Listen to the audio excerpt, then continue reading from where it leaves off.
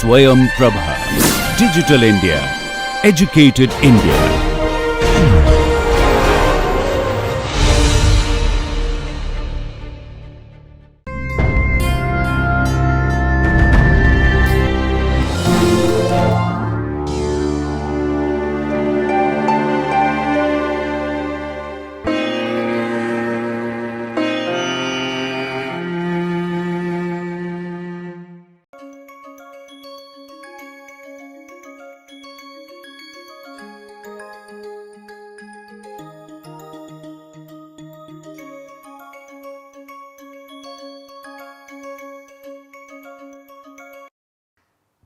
In the course of quantum chemistry of atoms and molecules, some of us might be wondering, are we not wandering too far away from atoms?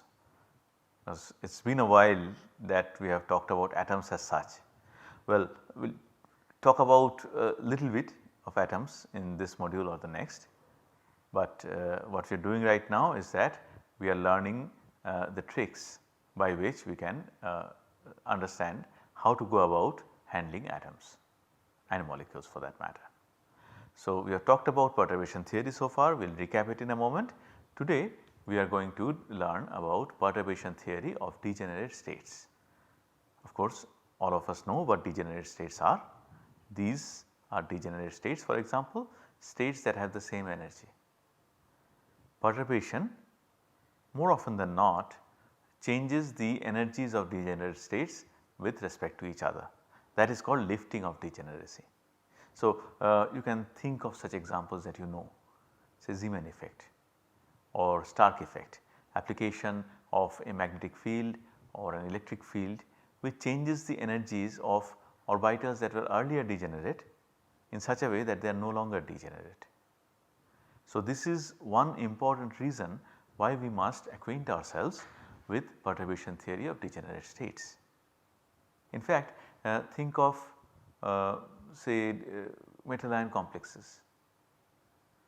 Think of a free metal ion, all the d orbitals are degenerate. The moment you bring in this octahedral field or tetrahedral field or whatever field, the d orbitals split into 2 or more groups. So, lifting degeneracy is a very important thing that perturbations often do, but it is not necessary that degeneracies will always be lifted, as we will see in the 2 examples that we discuss in this context. In one, degeneracy will not be lifted at all, but the energies will be affected. In the other, some of the degeneracies will be lifted like what we have shown here. So, in this schematic we have taken 3 energy levels and we are saying that some kind of a perturbation affects the system in such a way that in the perturbed system 2 of the energy levels have lower energy and 1 energy level has higher energy, of course barycenter is same. Before we go there, let us remind ourselves briefly about what the salient points that we have learned in our discussion of perturbation theory of non-degenerate states. So, first of all we have learned that you have to write the Hamiltonian as the unperturbed Hamiltonian plus a perturbation term. We have written it in some other form earlier. Now, the form that we are dealing with, sorry about that. The form that we are dealing with now is this Hamiltonian of the perturbed system is unperturbed Hamiltonian plus lambda into V, where V is the perturbation potential and lambda is a parameter that we can regulate to increase or decrease the amount of perturbation that is there.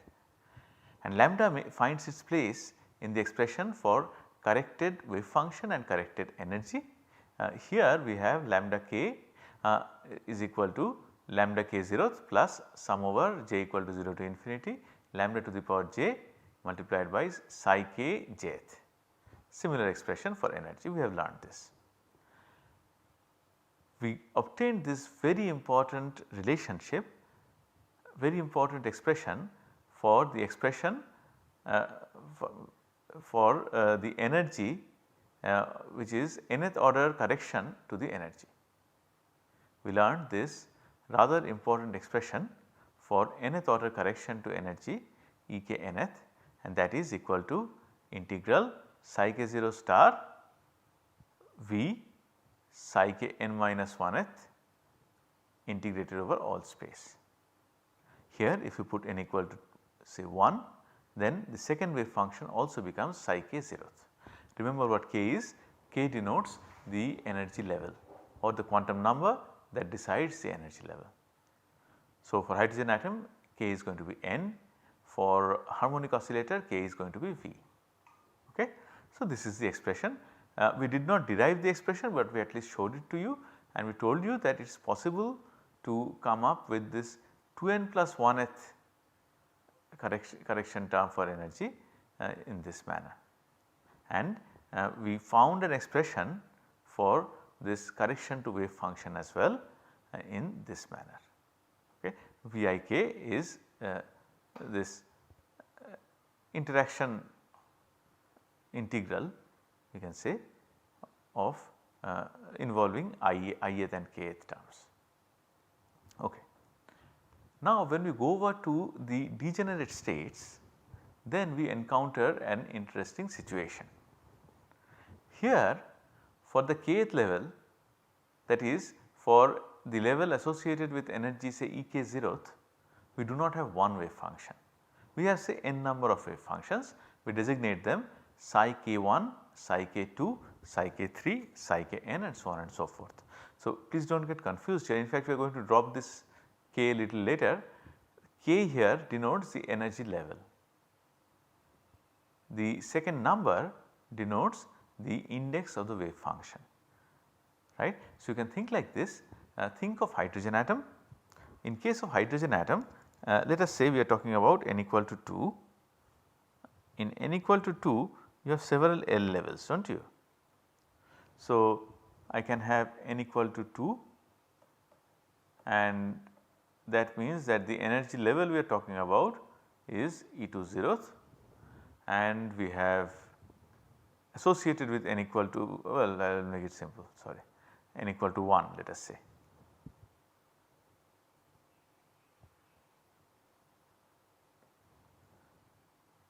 And we have to write too many terms if it is n equal to 2. So, I will change it to n equal to 1. So, let us say n equal to 1, I have to change that as well.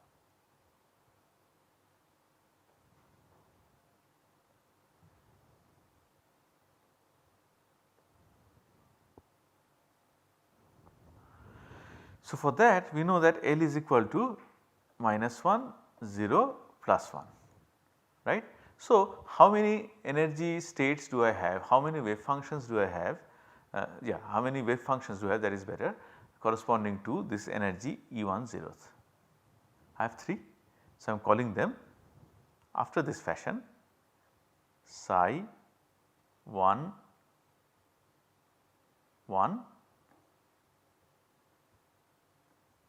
psi 1 0, psi 1 minus 1. If I write like this, that means I am writing in terms of NL. So, this is the psi NL form, or I could do something like this. I could simply not write L, but just write a sequence.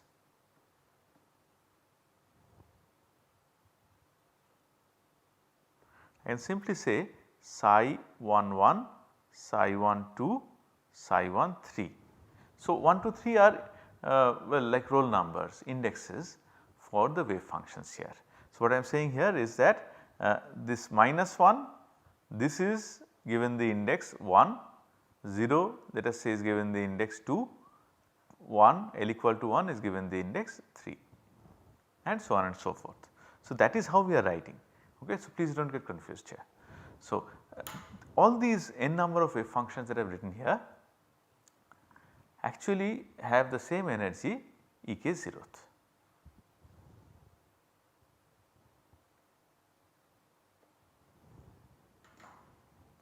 And of course, you can have wave functions that are not orthonormal to each other, but we can always take proper linear combinations and arrive at the orthonormal functions. And we have discussed many times why we like to handle orthonormal functions, because they are the coordinates.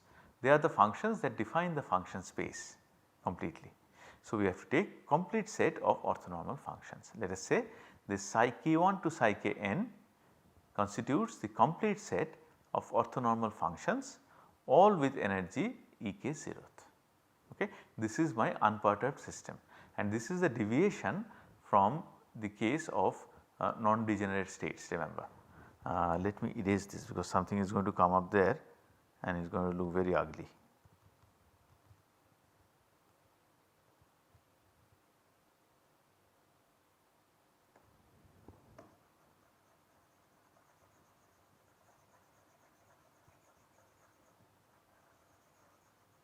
Yeah.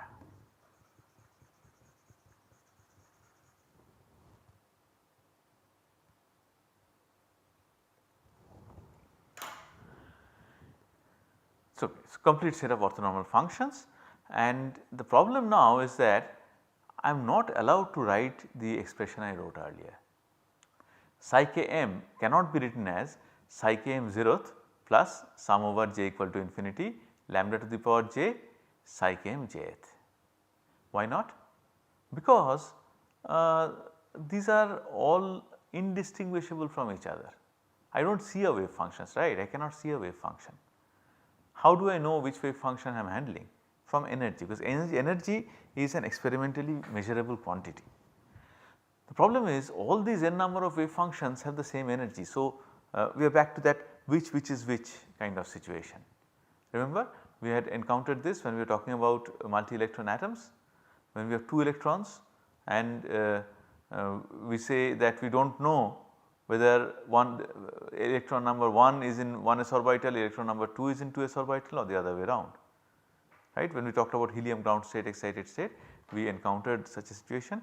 Here in a little different context we have the same thing. These wave functions are actually indistinguishable from each other because they are the same energy. So, if I write like this, then I am saying that this, let us take some wave function here. Let us say I am talking about, hopefully here nothing will come, so I will write here. I want to know what is say psi 23. If I write psi 23 equal to psi 23 0th plus sum over all these things, then what I am implying is that out of all these wave functions only psi 23 0th, the 0th order wave function psi contributes to the perturbed wave function psi 23. How do you know? Who has said that you cannot have any contribution from say psi 25 0th? Can I have a contribution from psi 1, okay, what is this 1 2 3 I wrote. So, can I have a contribution from psi 130th? Actually I cannot, because the moment I change the first index remember stands for K, the index of energy. Energy will change, it will no longer remain degenerate. But if I am talking about psi 23, there is no way in which I can say confidently that psi 23 will have contribution only from psi 23 0th and not from say psi 210 0th or psi 21 0th or any other wave function which has the energy E 2 0th. So, what do we do in such a situation? Well, we do what we did earlier, we take a linear combination. What are the coefficients of linear combination? How do I find them? We will worry about those later. But to start with, the way to go is take a linear combination so that we do not rule out a priori the possibility that other indexes, wave functions, unperturbed wave functions with other indexes also contribute to this perturbed wave function. Okay. So, we take a linear combination like this, psi km 0th is equal to sum over j equal to 1 to n psi kj 0th Cjm. Cjm is the coefficient. Okay. So, what kind of coefficient? It is the contribution of the jth wave function in the among the wave functions that have energy Ek 0th in the mth wave function of the newly created set. Okay. and m of course has to be equal to 1, 2, 3, 4 until n. So, just take a linear combination. Right now let us not bother about the form of the coefficient and how do we know it, and we will talk about it later. But if I write this, then I am safe. Psi km, the perturbed wave function, is equal to phi km 0th plus this correction term. Okay. See, what I have done is in the correction term I have written it in terms of psi. It does not matter, it is okay. Okay. You do not have to write phi there, because after all phi is generated by taking linear combination of psi, and this is how we write the expression for energy also. Now, so what do I get? I get n number of perturbations, n number of expressions for this correction to energy. So, I get n number of wave functions which may or may not have the same energy, alright. When will they have the same energy? When all the energy levels or some of the energy levels are increased or decreased by an equal amount of energy as a result of the perturbation. When will they not have degeneracy? When different levels are affected to different extents. So, we will have a look at both kinds of systems. But before that, let us work out this nice expression.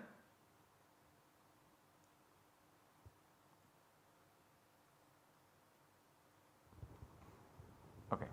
This is what we have. Now, what I will do is we will write the first order perturbation equation for degenerate states. You know how to write first order perturbation equations, we have done it earlier. So, I am skipping a few steps, but I hope it will not be a problem for anyone. So, this is what it is, h 0th minus ek 0th operating on phi km 0th equal to ek first order multiplied by phi km 0th minus v operating on phi km 0th. Remember, I have jumped steps. So, I strongly recommend that you please work this out yourself, because otherwise when I say things in the flow of the lecture you feel as if you have understood everything. But then if you sit down with a pen and paper and try to work it out yourself, then if you do not have a question about how I have done things, that means you have not perhaps understood everything. You should be surprised, you should be puzzled, you should get confused, you should have questions, then only you will understand this. So, please work this out yourself. Even though I have skipped it, you should not, and you should work it out after the fashion that we use for the non-degenerate case. Alright, so this is the first order perturbation equation. Let us see what we get from here. So, as usual, like what we did earlier, we are going to left multiply by psi k1 0th, well, complex conjugate of that, and integrate over all function space. What do I get? I write psi k 0th, well, complex conjugate of that on the left hand side, integrate, that will be the left hand side. Right hand side, when I integrate, I get two terms. In one, this ek first is going to come out because it is a constant. Second one will involve a triple product, second integral of phi k1 0th v and phi km 0th. So, this is what we get, okay, not very difficult to understand. Now what? What do we do now? Well, first of all, you might remember that this h 0th minus ek 0th is the annihilation operator not for the phi 0th terms, but for the psi 0th terms, right. And I can easily get psi 0th and phi 0th to interchange using a tool that is by now familiar to us, the turnover rule. Okay. So, when h 0th minus ek 0th operates on psi k1 0th, I get 0. Then we do not even have to bother about the other wave function. So, left hand side is taken care of, that is equal to 0. What am I trying to do? I am trying to find an expression for the first order correction to energy. Great. Now, the next step obviously is to take this expression of the phi's, phi 0th, and plug it into these integrals. Okay. Plug in these linear combinations into these integrals, and this is what you get. Well, actually what I should also do is this.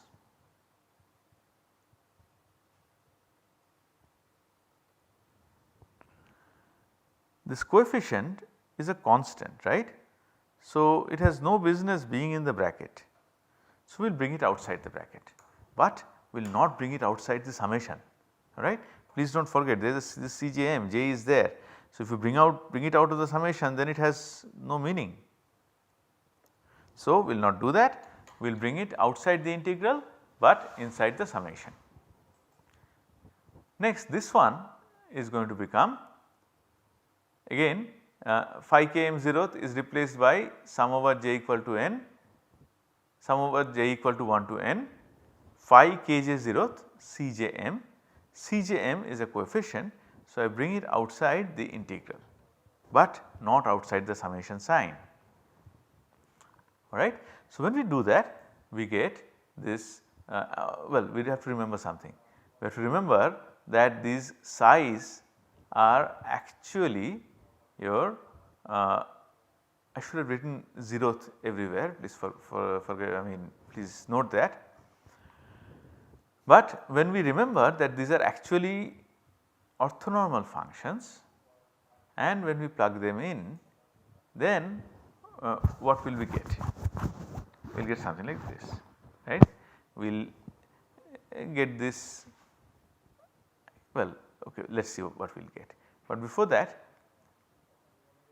we will repeat the operation for 2, 3, 4 and so on and so forth. So, when we integrate over all function space, this is what we get. We get n number of what are called secular equations. Okay. So, remember there is one summation over j, right, that gives you from left to right of the left hand side of an equation. There is another summation over I, let us not forget that. So, this is what we get. Now, how do I solve this? Remember, to make things simple, we have written this as Vij, and also we have written this first order correction to energy as x. Now, I hope you see that this x here is multiplied by delta Ij. Why? Because we are working with a complete set of orthonormal functions. So, when I is equal to j, then we are going to get 1, the integral will be equal to 1. When I is not equal to j, then the integral is going to be 0. Which integral? This integral, not this, because here you have this v in between. This one is going to be either plus 1 or minus 1, that is written as delta Ij. Okay. So, now this is what we have got so far, x equal to first order correction of energy, and we want to find a better expression for that. Great. So, as we said, we have created this n energy levels, some of which may or may not be degenerate. Now, we write this n secular equations in the form of a matrix. Whenever we have a system of secular equations, we always write it in the matrix form, and when we do that, this is what you get. We get V matrix multiplied by C matrix is equal to C matrix multiplied by X matrix. What is V? V is the matrix whose matrix elements are the perturbation terms Vij. So, see how beautifully this problem gets formulated, it becomes a matrix equation. So, Vij essentially I and j denote the position of Vij in the matrix V, capital V. So, this perturbation takes up these Ij positions in the matrix. C's are called the eigenvectors. If you want to know more about eigenvectors, please go through our lectures on group theory in chemistry. So, eigenvectors are essentially coefficients. So, the coefficients are the components, and capital X turns out gives us the values of the first order correction to the kth level energy, right, and this is also diagonalized. So, beautiful form can be solved by many different techniques, no worries really. Now, the field is set for discussion of 2 examples that we are going to do next day. But before that, the salient points, first of all, The degenerate states are such that several eigenfunctions can actually have the same energy. So, you cannot express a perturbed wave function as an unperturbed wave function just like that plus the correction term. You have to generate a linear combination of the unperturbed wave functions from where we are going to begin, because there is no saying which unperturbed wave function has contribution in which perturbed wave function. It is not just if wave function and its perturbed form, they are indistinguishable. So, many can make contributions, that is point number 1. Point number 2 is when you accept that, you are going to get this very nice matrix equations in which these x values are going to turn out to be the x values here, first order correction to energy. So, that is where we stop this module today. In the next module we are going to discuss hopefully 2 examples.